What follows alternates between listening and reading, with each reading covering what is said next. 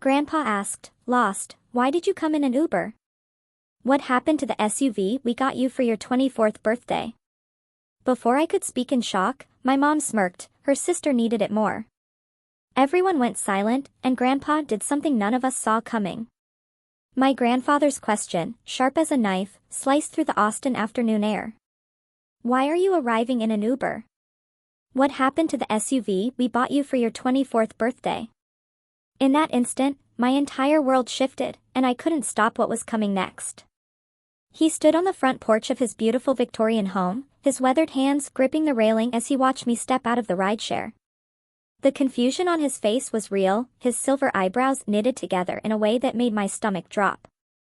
Before I could even process the question that made no sense to me, my mother, Elaine, appeared in the doorway behind him. She wore that smile.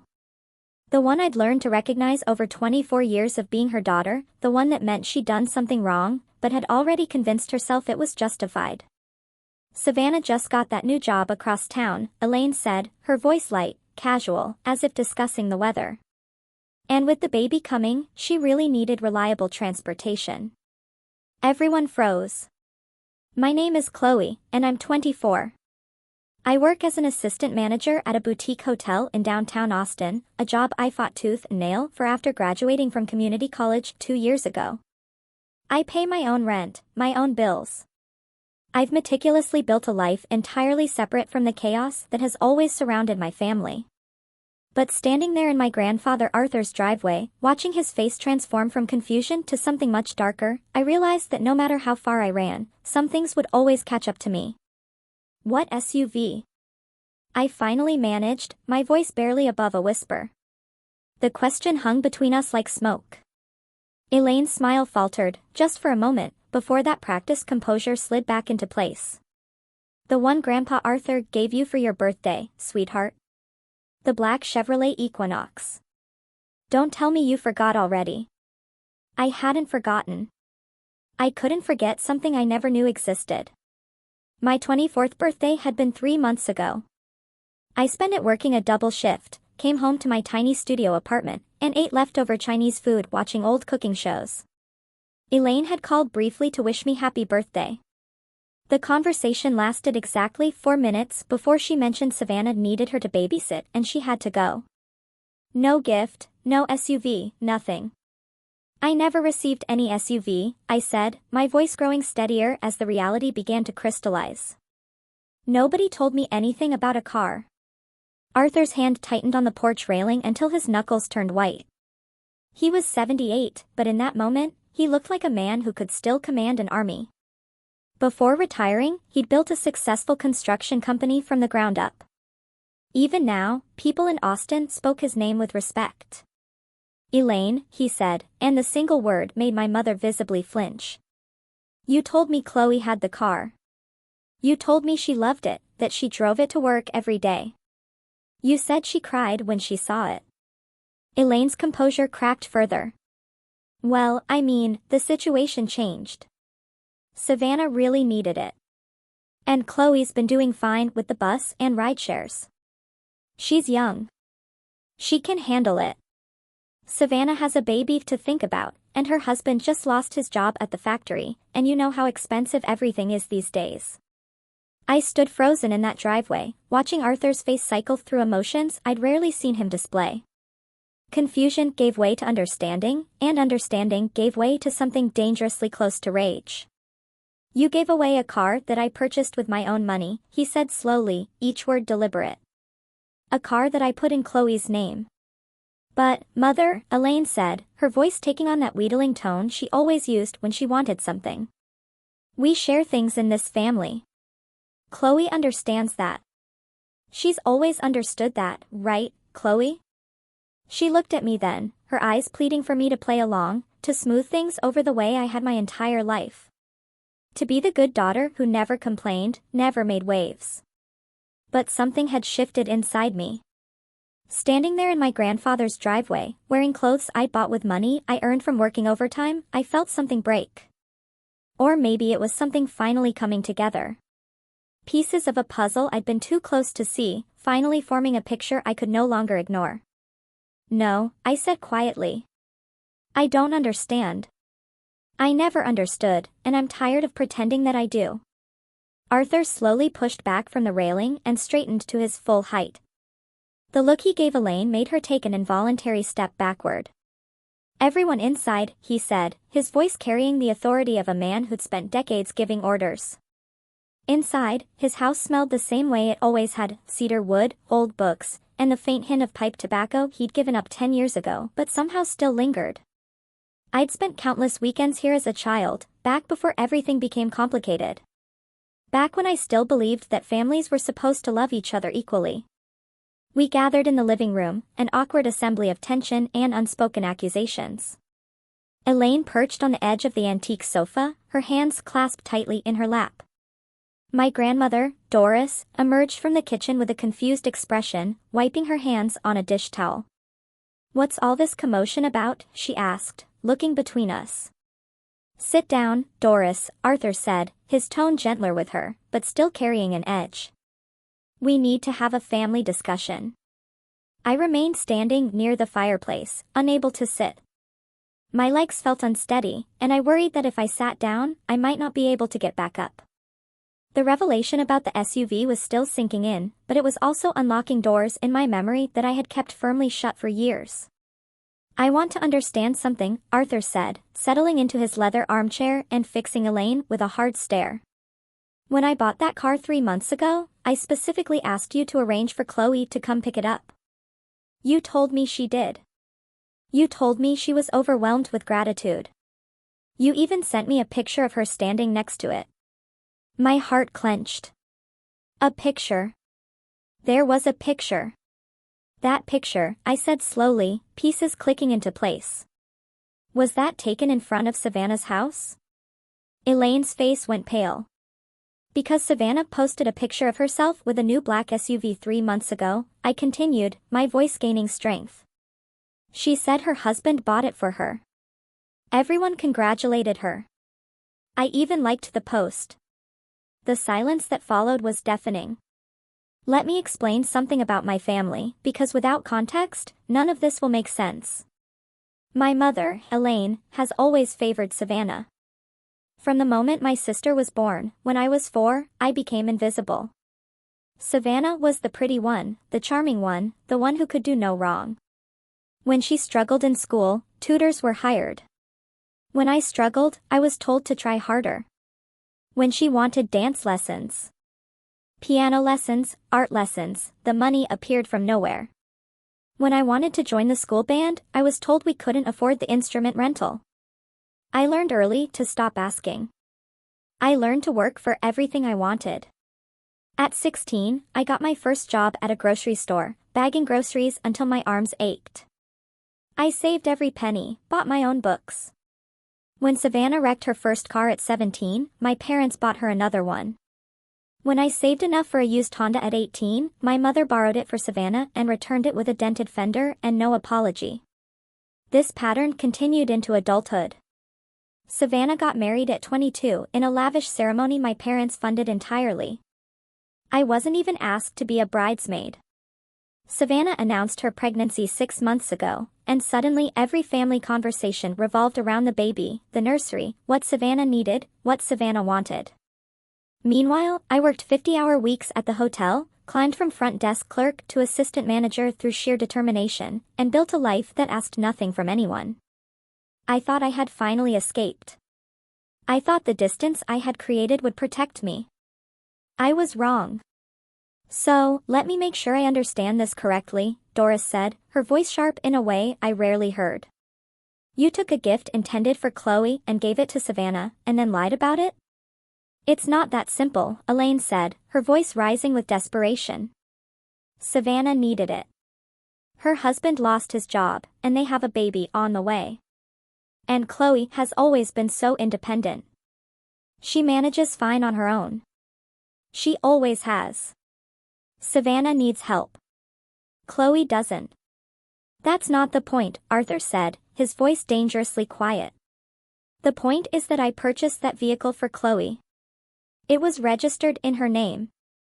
I have the paperwork.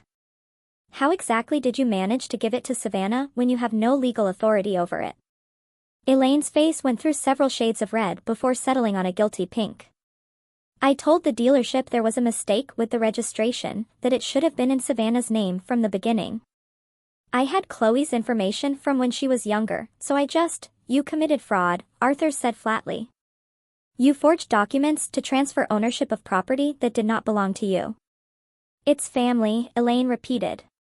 But the words sounded hollow now, even to her. We take care of each other. Chloe wouldn't have minded if she'd known. She's always been the responsible one. Savannah is the one who needs support. I laughed then, a bitter sound that surprised even me.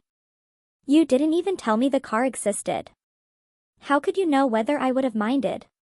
You didn't give me the chance to be generous. You just took what wasn't yours to take and gave it to someone else.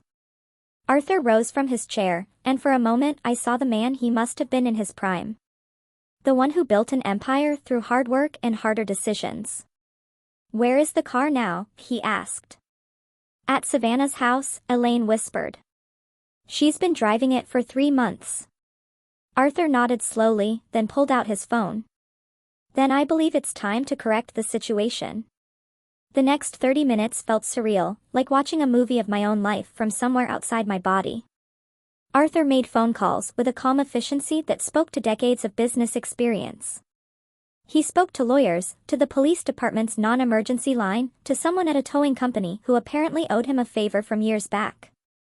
Elaine tried to interrupt several times, but each attempt was met with a raised hand and a look that could have frozen water.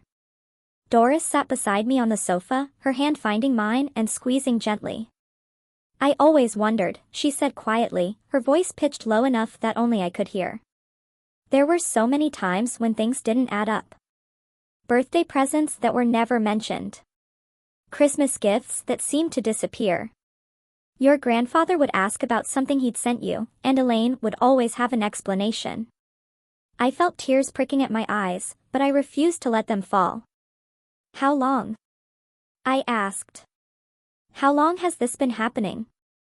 Doris's face crumpled with guilt. I don't know for certain. Years, probably. I should have asked more questions. I should have called you directly. But Elaine always had reasons. And I wanted to believe her. The admission hurt more than I expected. All those years of thinking I was forgotten. Thinking my grandparents didn't care as much about me as they did about Savannah. All those missed connections and perceived rejections. None of it had been real. It had all been carefully orchestrated by my mother to ensure that Savannah remained the center of everyone's universe. The car will be here within the hour, Arthur announced, ending his final call. I've also contacted the authorities about the fraudulent transfer, but they've advised me that since I'm willing to resolve this within the family and no financial harm was done to the dealership, we can handle it privately if we choose. Thank you, I said, the words feeling inadequate for the magnitude of what he was doing. Thank you for believing me. Arthur crossed the room and placed his hands on my shoulders, looking at me with an intensity that made me feel truly seen for the first time in years. I should have been paying closer attention. I should have verified things myself instead of trusting intermediaries. That's my failure, Chloe, and I'm sorry for it. It's not your fault, I said, glancing at Elaine, who had shrunk into the corner of the sofa like she was trying to disappear into the cushions. You trusted family. That's not supposed to be a mistake. No, he agreed. It's not, but apparently in this family, trust has been badly misplaced. Elaine finally found her voice. This is going to destroy everything. Savannah is pregnant. She's under stress. If you take that car back, it's going to devastate her. Think about the baby. Think about what this will do to the family. I watched Arthur's face harden at her words. The family, he repeated, his voice cold. You want to talk about family? Chloe is family. She has spent her entire life being treated like an afterthought while you've poured every resource into Savannah. I've seen the way things work. I've seen Chloe show up to holidays in clothes she's clearly worn multiple times while Savannah arrives in designer outfits. I've seen Chloe drive a 15-year-old car while Savannah gets handed new vehicles. I told myself it was because Chloe was more responsible, more frugal. Now I'm beginning to understand. It was because Chloe was given no choice. That's not fair, Elaine protested. Savannah has had difficulties. She struggled with things. Chloe has always been capable of taking care of herself because you forced her to be, Doris said, and there was a sharpness in her voice I had never heard before. You gave her no other option. And now we find out that you've been stealing from her for years, gifts we sent, money we gave for her education, her birthday, her graduation. How much of it actually reached her? The question hung in the air like a bomb waiting to explode. I thought about all the times Elaine had mentioned money from my grandparents that I had never received. College funds that mysteriously dried up. Birthday checks that were deposited into accounts I didn't control. The laptop that was supposed to be my graduation gift but somehow ended up in Savannah's possession because she needed it for her job search. How much? I asked, my voice steady despite the turmoil inside me. Over the years, how much has been redirected from me to her? Elaine's face was a mask of guilt and defiance. I don't know exactly. It doesn't matter. What matters is that we're family, and family takes care of each other. No, Arthur said firmly. What matters is that you've committed theft. You've stolen from your own daughter to fund your other daughter's lifestyle, and you've lied to us for years to cover it up. The sound of a truck pulling into the driveway cut through the tension. We all turned toward the window where a flatbed tow truck was backing up with a familiar black SUV strapped to its bed. That's my car, I said, the words feeling strange in my mouth. That's actually my car. Yes, Arthur said. It is, and it always was. The title is being corrected as we speak. Within the week, the paperwork will reflect what should have been true all along. Elaine rose from the sofa, her face twisted with emotion. Savannah is going to be furious. She's going to think I betrayed her. She's going to blame me for this. You did betray her, Arthur said calmly. You set her up to believe she was entitled to things that weren't hers. You enabled behavior that she now thinks is normal. If she's upset, that's a consequence of the situation you created, not of us correcting it. I walked to the window and watched as the tow truck driver began the process of unloading my SUV onto Arthur's driveway. It was beautiful. A gleaming black vehicle that represented truth, and so much more than just transportation. It represented the truth finally coming to light. And somewhere across town, my sister was about to discover that the life she had built on stolen foundations was about to come crashing down. The SUV sat in Arthur's driveway like a symbol of everything that had been taken from me and was finally being returned. I stood at the window watching it, trying to process the emotional whiplash of the past hour. Behind me, Elaine had retreated to the kitchen with Doris, their voices a low murmur I couldn't quite make out. Arthur joined me at the window, his presence solid and reassuring. How are you holding up? He asked. I considered the question carefully. I'm not sure. Part of me wants to scream, and part of me feels strangely numb. Like I've been carrying this weight for so long that I forgot it was there, and now that it's been lifted, I don't know how to stand without it. He nodded slowly, his eyes still fixed on the vehicle outside. I want to ask you something, and I need you to be completely honest with me. This business with the car. Is this the first time something like this has happened, or is there more? The question cracked something open inside me. For years, I had minimized the constant small thefts, the redirected gifts, the promises that never materialized. I told myself it was normal sibling rivalry, that I was being oversensitive, that Elaine meant well, even when her actions suggested otherwise. But standing there with Arthur, finally having an ally in my corner, I found I couldn't keep lying to myself anymore. It's not the first time, I admitted, my voice barely above a whisper. It's been happening for as long as I can remember. Arthur turned to face me fully, his expression grave. Tell me. So I did. I told him about the laptop that was supposed to be my high school graduation gift, the one that ended up in Savannah's room within a month because she needed it more. I told him about the college fund Doris had mentioned contributing to, money I had never seen because Elaine claimed it went towards shared family expenses. I told him about the jewelry that had belonged to my great-grandmother, pieces that were supposed to be divided equally between us, but somehow all ended up in Savannah's jewelry box. I told him about the smaller things, too. Birthday checks that were cashed but never given to me. Christmas presents that disappeared before I could open them. The savings bond from my christening that Elaine cashed when I was 16, telling me the money had been used for emergency car repairs on a vehicle I was never allowed to drive. The more I talked, the more I remembered. It was like pulling a thread on a sweater and watching the entire thing unravel. Years of dismissals and explanations that had never quite made sense. All of them pointing to the same conclusion. I had been systematically robbed by my own mother to fund my sister's lifestyle. The worst part, I said, my voice cracking slightly, is that I actually believed I was the problem. I thought there was something wrong with me, that I wasn't worthy of the same love and attention Savannah got. I worked so hard to be independent because I genuinely thought I was a burden, that asking for anything was selfish. Arthur's jaw tightened, and I saw his hands clench into fists at his sides. How much money are we talking about? Over the years, I had never tried to calculate it before, but now I did the math in my head, the college fund contributions I knew about, the birthday and holiday gifts, the graduation money, the car that was sitting in the driveway. Probably somewhere between $40,000 and $50,000, maybe more. I don't have records of everything because I never knew most of it existed. He was quiet for a long moment, and when he spoke again, his voice was carefully controlled in a way that told me he was suppressing significant anger. I want you to know that this ends today. Whatever has happened in the past cannot be undone. But I can promise you that going forward, anything I give you will go directly to you. No intermediaries, no trust placed in people who have proven themselves untrustworthy. Grandpa, you don't have to. Yes, I do, he cut me off gently.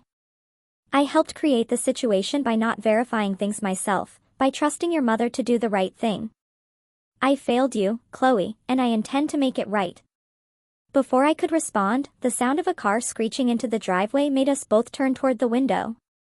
A silver sedan pulled up behind the tow truck, brakes squealing as it came to an abrupt stop.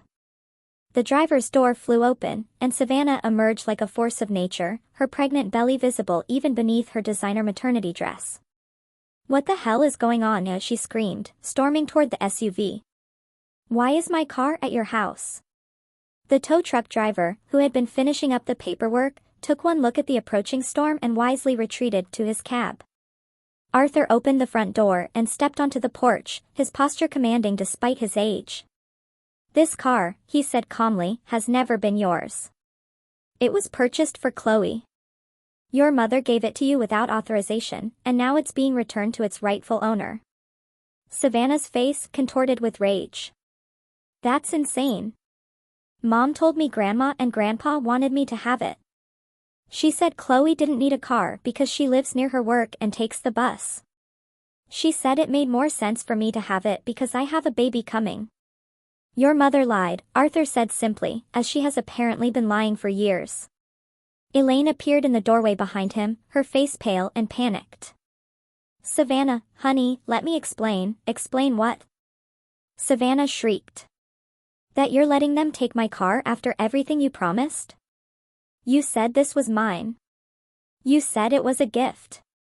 It was a gift, Elaine said desperately. Just not originally meant for you. But you needed it, sweetie. You needed it so much more than Chloe did. I was trying to help you. I stepped out onto the porch, placing myself where my sister could see me. Did it ever occur to you to ask me? To tell me about the car and see if I would be willing to share it or let you use it?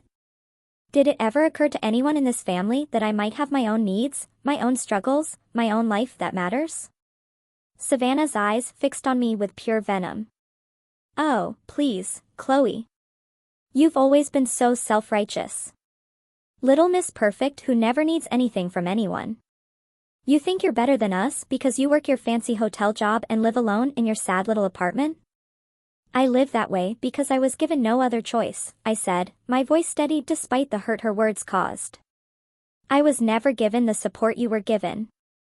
The confrontation on the porch drew the attention of neighbors, who peered through windows and over fences with undisguised curiosity. Arthur noticed and made a decision, gesturing sharply toward the house.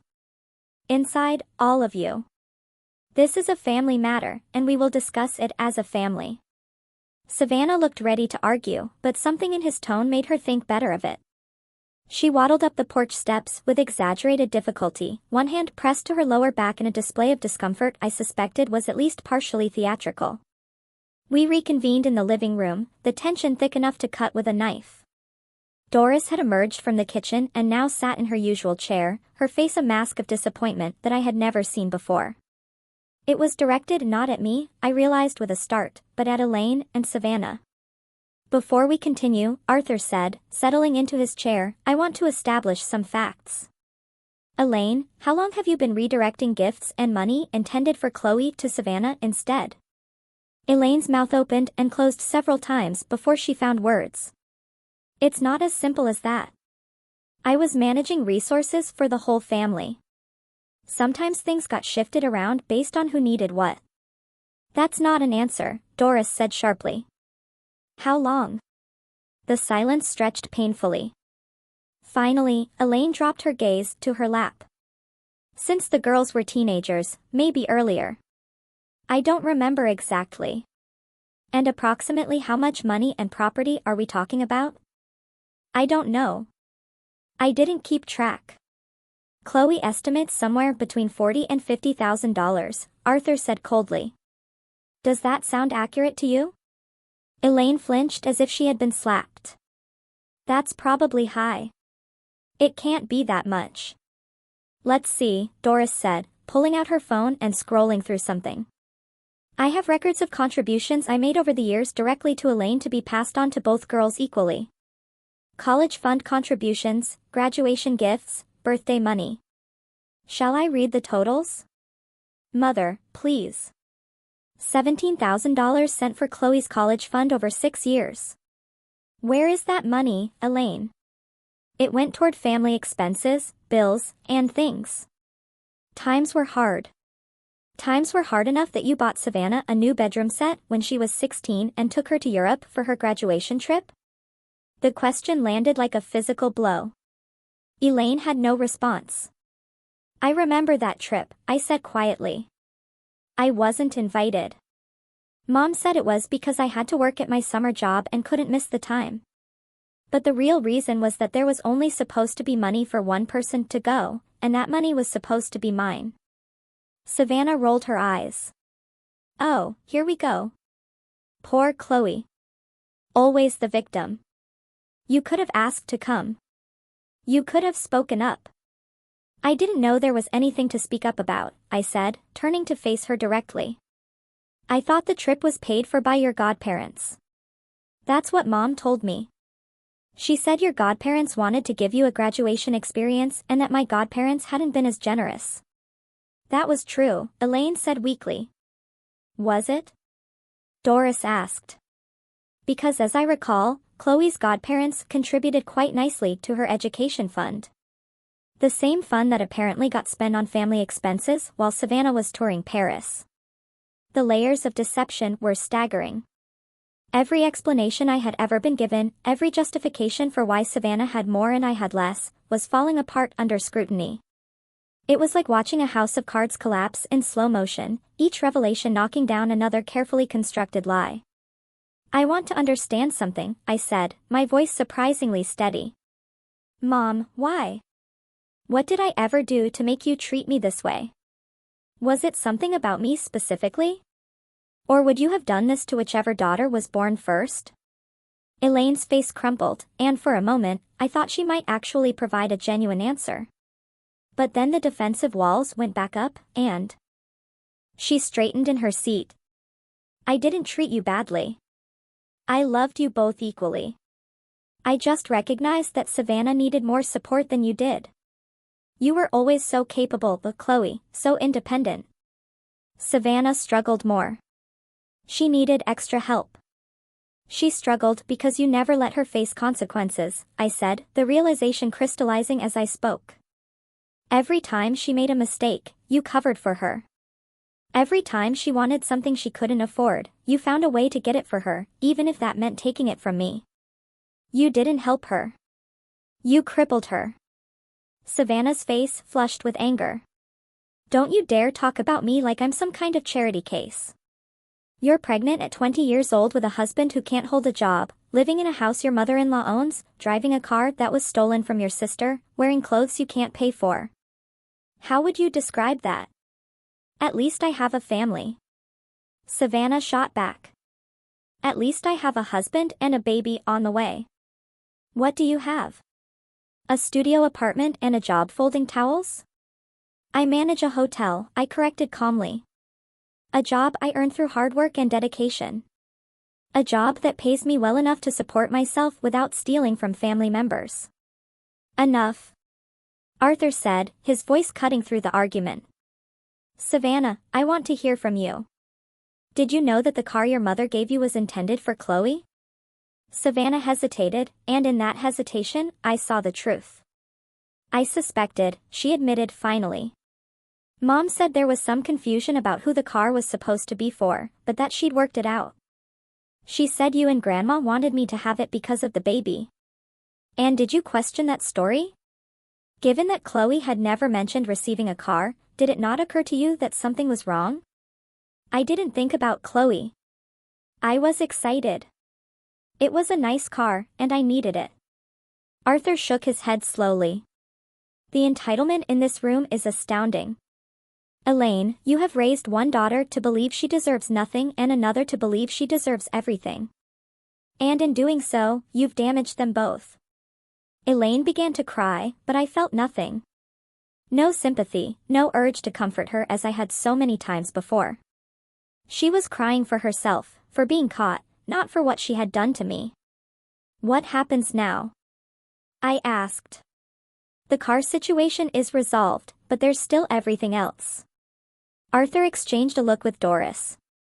Some silent communication passed between them. When he spoke again, his voice carried the weight of decision. Now, he said, we start making things right. The next hour was one of the most surreal of my life. Arthur, methodical and thorough in a way that betrayed his decades of business experience, began cataloging the wrongs that needed to be addressed. He pulled out a notepad and started writing, asking questions, and recording answers with the precision of an accountant. The college fund contributions, he said. We'll start there. Doris and I contributed $17,000 specifically for Chloe's education. Where is that money now? Elaine shifted uncomfortably. Like I said, it was used for family expenses over the years. Then you owe Chloe $17,000. We'll set up a payment plan. What? Elaine sputtered. I can't pay back $17,000. That's impossible. You'll find a way, Arthur said calmly. Just as Chloe found a way to pay for her own education without any help from you. Speaking of which, Chloe, how much did you spend on your associate's degree? About $8,000 total, I said. I did community college and worked full-time throughout. $8,000 that should have been covered by the fund we established. He wrote another note. That brings the total to $17,000. Now, let's discuss the other gifts. For the next 30 minutes, we went through every birthday, every holiday, every milestone that my grandparents could remember contributing to. The graduation presents, the birthday checks, the Christmas gifts. Each one had a paper trail on my grandparents' end, but no corresponding receipt on mine. By the time we were finished, the unofficial tally was staggering. Over the course of my lifetime, approximately $53,000 in gifts and contributions intended for me had been redirected elsewhere. The majority had gone to supplement Savannah's lifestyle, but a significant portion had simply been absorbed into my parents' household expenses. I had no idea, Doris said, her voice trembling. All these years, we thought we were helping both of you equally. We trusted your mother to distribute things fairly. The trust was misplaced, Arthur said grimly. But that ends now.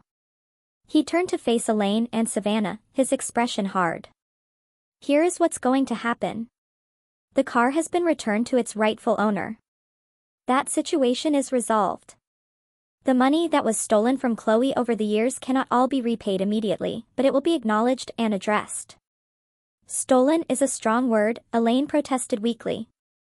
It's the accurate word, Doris snapped. You took money that was given to one person and gave it to another without permission. That's theft, Elaine. No matter how you try to dress it up. My grandfather continued as if he hadn't been interrupted. I will be restructuring my estate plans this week. The changes I make will reflect the reality of the situation, not the fiction that has been presented to me for years. Savannah's head snapped up. What does that mean? It means that the anticipated inheritance you've been counting on may look very different than you expected. It means that Chloe will receive appropriate consideration for what has been taken from her. And it means that anyone who has a problem with that arrangement is welcome to contest it, at which point all of this information will become a matter of public record. The threat hung in the air. Elaine's face went pale as she processed the implications. You can't do that, she said. You can't punish Savannah for things I did. I'm not punishing anyone. I'm correcting an imbalance that has existed for far too long. Arthur looked at Savannah with something like pity. You've been set up to fail, young lady. Your mother gave you everything you wanted without teaching you how to work for any of it. Now you're 20 years old, pregnant, married to a man without stable employment, and you've never had to face real consequences for your actions. That changes today. This is insane. Savannah said, her voice rising to a near shriek. I haven't done anything wrong. Mom gave me the car. I thought it was mine. How was I supposed to know? You knew something wasn't right, I said quietly. You admitted as much, but you didn't ask questions because you didn't want to know the answers. That's a choice, Savannah, and choices have consequences. My sister turned to me, tears streaming down her face, her mascara running in dark streaks. I'm your sister. How can you do this to me while I'm having a baby? Your niece or nephew? Doesn't that mean anything to you? I felt a twist of emotion in my chest, but I forced myself to stay strong. It means a lot to me. And when that baby is born, I'll be the best aunt I can be. But that doesn't mean I'll let you continue to take from me. It doesn't mean I'll keep being the one who sacrifices while you benefit. I never asked you to sacrifice anything.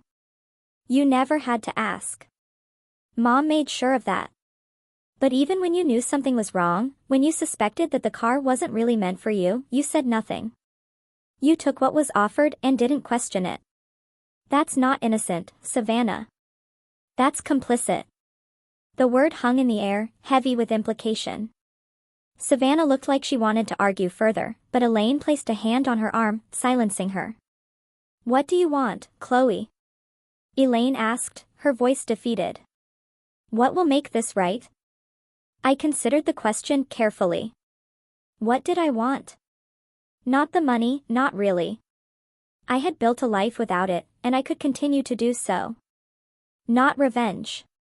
Despite how satisfying it would be to watch them suffer the way I had suffered. I want acknowledgement, I said finally. I want you to admit what you did, not just to me, but to everyone who's been told stories about how equal and fair you've been. I want you to stop lying about our family dynamic to make yourself look good. Elaine's face crumpled. And I want boundaries, I continued. Real boundaries. No more expecting me to give up things for Savannah. No more guilt trips about not being close enough to the family while you systematically exclude me from it. If I choose to help Savannah in the future, it will be my choice, not something taken from me. That's fair, Arthur said approvingly. More than fair, actually. I looked at Doris, who had tears in her eyes. And I want a relationship with you both. A real one, not one filtered through Mom's interpretation of events. Doris rose from her chair and crossed to me, pulling me into a tight embrace. You've always had that, sweetheart. We just didn't realize it was being kept from you. I held on to her, feeling the first stirrings of healing begin to take root. Outside the window, my SUV sat in the driveway, gleaming in the afternoon sun. It was just a car, really, just metal and rubber and glass. But it represented so much more than that. It represented the truth finally being told, and that was worth more than any amount of money. The week that followed the confrontation at Arthur's house was one of the strangest of my life. For the first time, I had possession of something I had been given rather than something I had earned through grueling effort. The SUV sat in the parking lot of my apartment complex, a constant reminder that things had finally shifted. But with the shift came turbulence. My phone became a battleground. Savannah sent dozens of messages ranging from tearful pleas to angry accusations. Elaine called repeatedly, alternating between apologies and attempts to negotiate some compromise that would return things to the way they were. I responded to none of them. My father, who had been notably absent from the confrontation, finally reached out on the fourth day. "Your mother is beside herself," he said when I answered the phone, his voice carrying the tired resignation I had heard from him my entire life. The sound of a man who had long ago given up trying to change anything. "Then maybe she should think about why," I replied calmly. "Chloe, this is tearing the family apart. Savannah isn't sleeping. She's worried about the baby. Can't you find it in your heart to let this go?" I felt the old familiar pull. The instinct to smooth things over, to be the peacemaker, to sacrifice my own needs for the comfort of others. But I recognized it now for what it was, a survival mechanism that no longer served me. "Dad, do you know how much money was taken from me over the years? Do you know about the college fund, the gifts, the car?" His silence told me everything I needed to know. "You knew," I said, the realization hitting me like a punch to the stomach. "You knew, and you said nothing. I tried to bring it up a few times, but your mother always had reasons. She said you were fine, that you didn't need as much support as Savannah. I wanted to keep the peace. You wanted to avoid conflict," I corrected. "There's a difference. Keeping the peace would have meant standing up for fairness. What you did was enable injustice to avoid uncomfortable conversations. That's harsh." "It's accurate." I took a deep breath, fighting to keep my voice steady. "I'm not going to pretend anymore. I'm not going to act like everything is fine when it isn't. If that tears the family apart, then maybe the family was already broken." I ended the call before he could respond, my hands shaking slightly as I set the phone down. Every conversation, every confrontation, chipped away at the narrative I had been fed my entire life. I wasn't the difficult one. I wasn't the one who refused to be part of the family. I was the one who had been systematically excluded while being blamed for the distance. That afternoon, I drove my SUV to Arthur's house. He had asked me to come by to discuss something important, and I found myself nervous in a way I hadn't expected. The last time I had been this nervous around family, I had been waiting to find out if I would be punished for something Savannah had done and blamed on me. But this was different. Arthur met me at the door with a warm smile and ushered me into his study, a room filled with leather-bound books and the smell of wood polish. "Thank you for coming," he said, settling into the chair behind his desk. "I wanted to discuss some changes I'm making, and I wanted you to hear about them directly from me." "Changes to your will?" I guessed. He nodded. "Among other things. I've spoken with my attorney and we've restructured my estate plan to reflect reality rather than the fiction your mother created. But more importantly, I wanted to talk to you about the future." "My future?" "Your potential." "Chloe, I've been doing some research." He pulled out a folder and slid it across the desk. "Your performance reviews at the hotel have been exceptional. Your manager speaks highly of you. You've been promoted twice in 2 years, and you're on track for further advancement." I opened the folder, confused. Inside were copies of documents I had never seen, performance evaluations and commendations from my workplace. "How did you get these?" I made some inquiries. "I hope you don't mind." He leaned forward, his expression intense. "You've accomplished remarkable things without any support from your family. I want to change that. I want to invest in your future, not as compensation for what was taken, but because you've proven you deserve investment." My eyes filled with unexpected tears. "Grandpa, you don't have to do this." "I know I don't have to. I want to. Your grandmother and I have discussed it, and we want to set up an educational fund for you. If you want to pursue a bachelor's degree, a master's degree, additional certifications, whatever will help your career, we want to support that. I don't know what to say. Say yes, he said simply. Say yes, and let us be the family we should have been all along. For the first time in years, I felt myself truly believe that good things could happen to me without being taken away. 3 months passed, and my life transformed in ways I could never have predicted. The educational fund my grandparents established allowed me to enroll in an online bachelor's program in hospitality management, something I had dreamed of pursuing but never thought possible. The SUV made my commute easier and opened opportunities that had been closed to me before.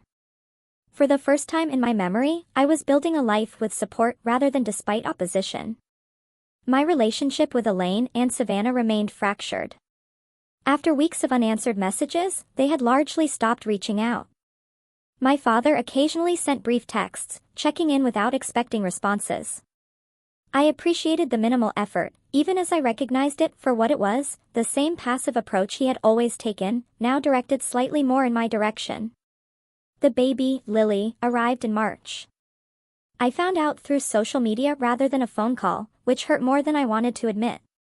But I sent a gift anyway, a beautiful handmade blanket and a note that made clear, my door was open if they wanted to rebuild, but only on terms of mutual respect.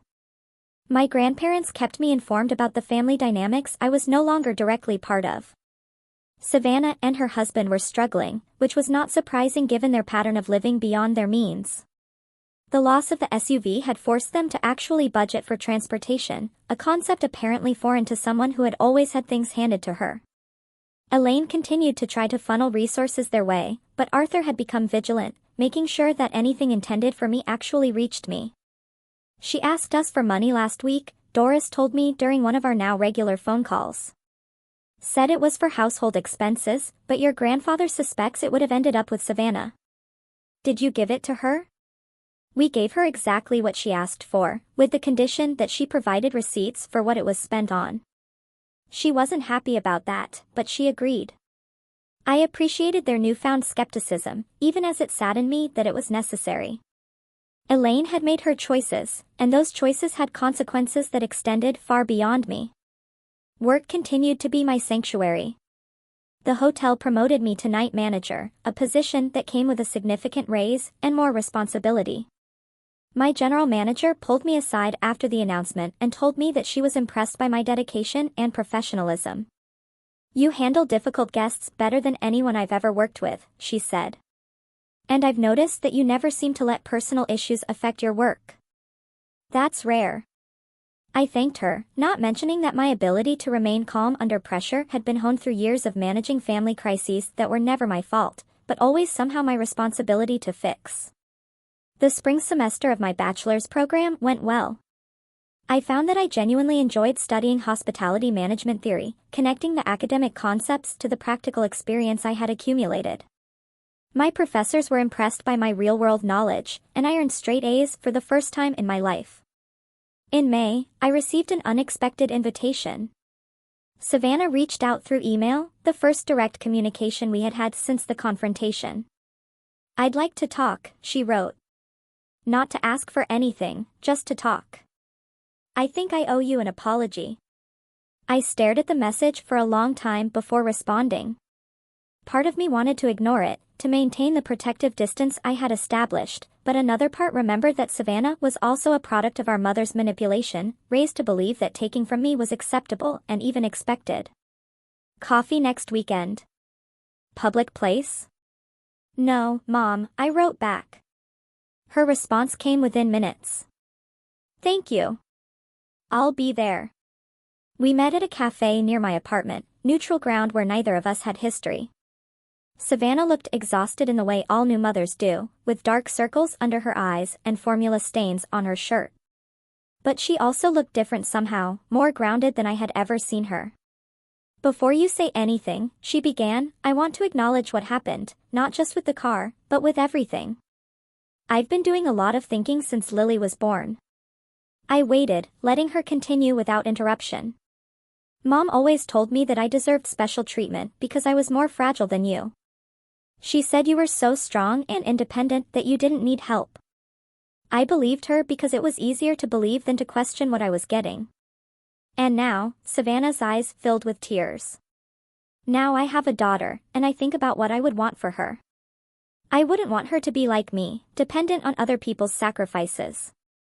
I would want her to be like you, capable and self-sufficient. The admission hit harder than I expected. That means a lot, Savannah. I can't undo what happened. I know that.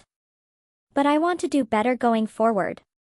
I want my daughter to have a relationship with her aunt, a real one, not one poisoned by mom's favoritism.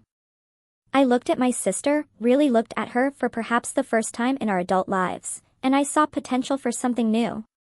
The reconciliation with Savannah was slow and careful.